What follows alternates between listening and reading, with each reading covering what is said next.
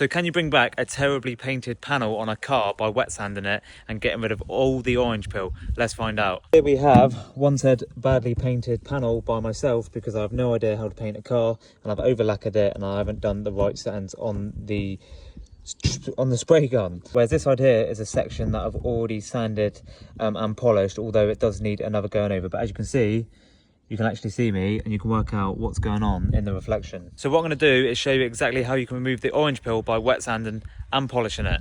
What you're going to need first is some sandpaper, and I'm going to give it a blast from 1000 grit.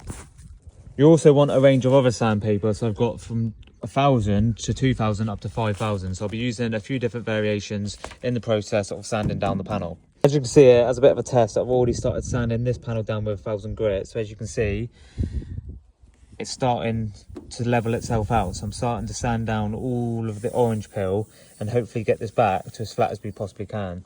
What you basically want to do is sand it down so this is looking like that. So you want it to be nice and flat, and you don't want there to be any sort of orange peel in the lacquer. Let's start sanding it and let's see what sort of result that we can get by sanding it with 1000 grit. If you are new to this, it is worth getting a paint depth gauge just to measure how much paint you've got to play with, as you don't want to be sanding it back down to the primer. But as you can see, I'm just wetting it down and sanding it with 1000 grit until it's smooth. So this has all been sanded back now with 1000, 1500, 2000, 2500, 3000, and that's it, to be fair. So that's all nice and smooth.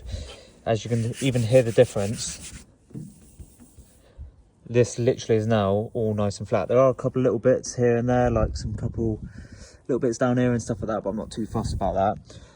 As long as it's better than that and we can get it somewhat like that, I'll be happy. So yeah, let's get all this polished with a heavy cut, a medium cut and a finishing cut, and then we'll see the difference between that and that. So I'm starting off going around the panel with a heavy cut on a heavy pad. I do ideally need a wall pad. I didn't have one at the time, but I did go back round it with a wall pad.